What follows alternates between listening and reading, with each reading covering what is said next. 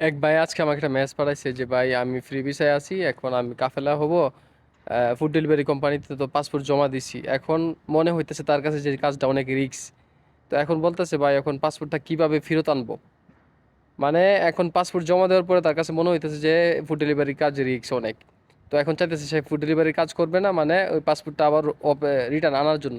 এখন ভাই অনেকেই এই কাজগুলা করেন যে আসলে না জানি না বুঝা, যে বলেন যে কাজ করতে পারবো, তারপরে শুনেন যে না কাজটা অনেক রিস্ক, এখন করতে পারবো না।